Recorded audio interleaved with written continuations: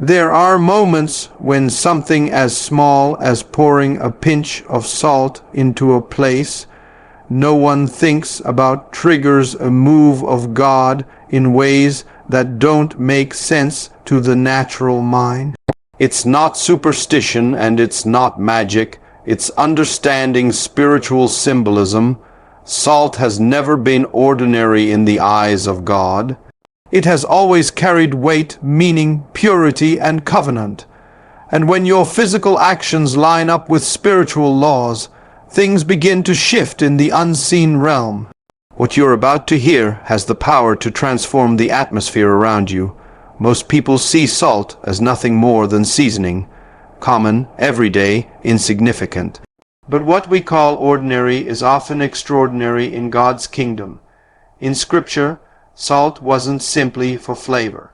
It represented purity, preservation, and covenant. It was a divine signal, a spiritual code. God called it the salt of the covenant repeatedly, emphasizing its significance. He instructed the Israelites to use it in every offering because salt was meant to do more than flavor food. It was meant to serve as a spiritual key. Salt represented agreement. It represented protection. It preserved what was holy and confronted what was corrupt. This is why when Elisha healed the waters of Jericho, he didn't reach for oil or fire. He reached for salt. And he didn't sprinkle it randomly. He went straight to the source of the contamination, because God doesn't deal with symptoms. He deals with roots, and He gives us tools to do the same. So when you put salt in a place that looks physically dirty, like a toilet, it may look strange to a natural thinker, but in the Spirit, you are applying a divine principle.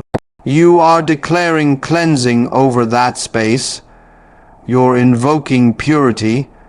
You're enforcing spiritual authority. You're reminding every unclean force that you walk in covenant with the King of Kings.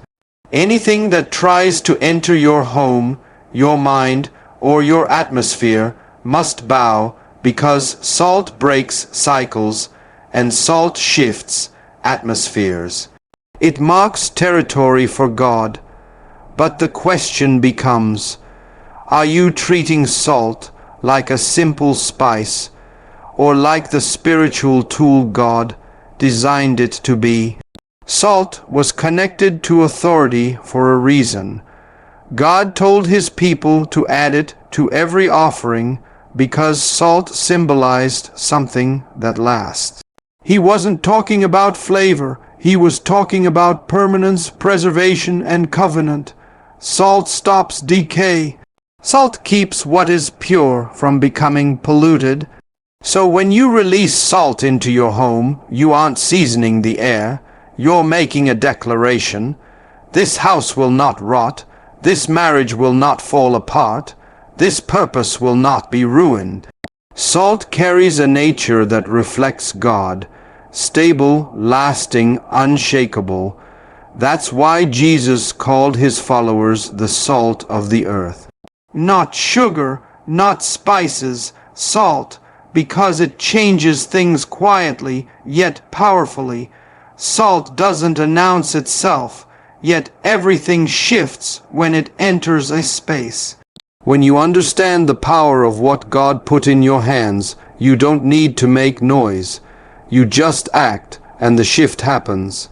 That's why dropping salt in a drain, a corner, a bathroom, or even a toilet is not a ritual. It's alignment with a spiritual law. It's inviting God's preserving power into places that represent flow, cleansing, or hidden contamination. It's saying no more access, no more pollution, no more hidden influence. Because salt doesn't just change flavor, it changes what a place becomes. But salt without authority means nothing.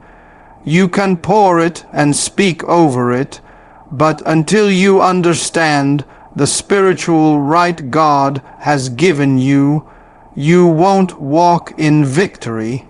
And that's where reclaiming territory begins, starting with your own environment, even in the places no one else thinks about. Bathrooms, drains, and water lines may seem insignificant, but spiritually they represent release, flow, and elimination. The enemy loves the unnoticed places. He targets what you ignore, places that look dirty, routine, or unimportant. But what you call waste might be the very place he uses to slip into your atmosphere. Every home has gates. Some gates are physical, but many are spiritual. The bathroom represents cleansing, flushing out toxins, removing what doesn't belong. And if the enemy can block what's supposed to flow out, if he can create spiritual backup or stagnation, your entire atmosphere can feel contaminated. Your dreams get delayed, your clarity fades, your peace becomes polluted. That's why it matters where you pour the salt. You're not cleaning porcelain, you're cleansing a gate.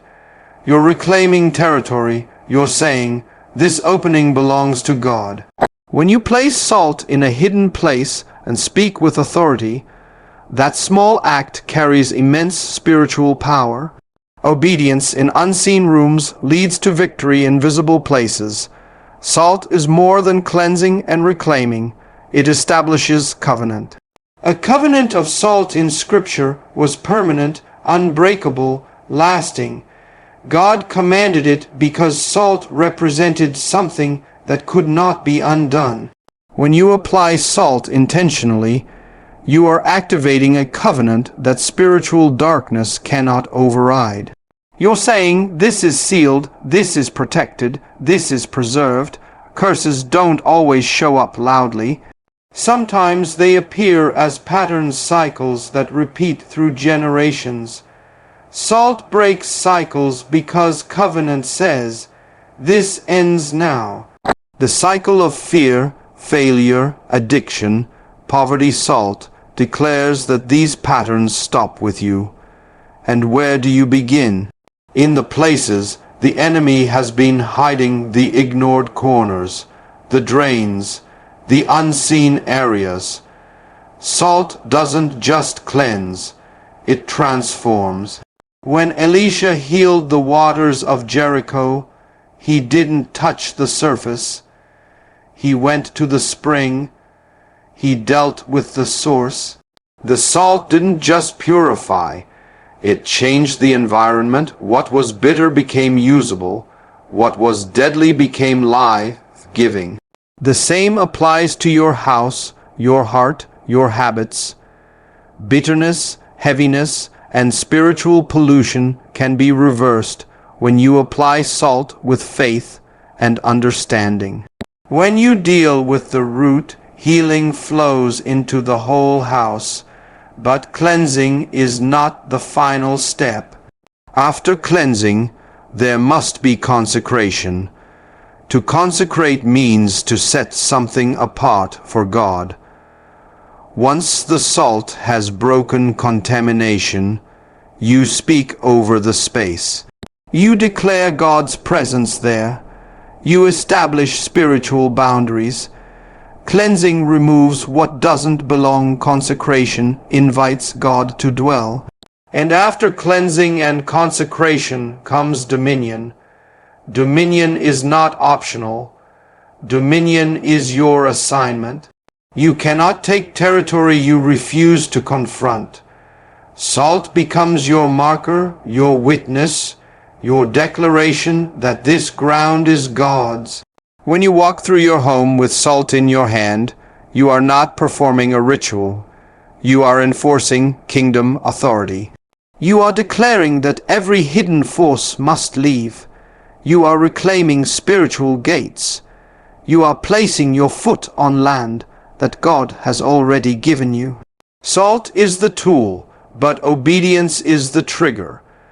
A small act in the natural becomes a mighty act in the spirit when God breathes on it. So take the salt, take your authority, take back your territory. The cycles are broken, the atmosphere is cleared, the ground is claimed. The victory is already shifting in your favor.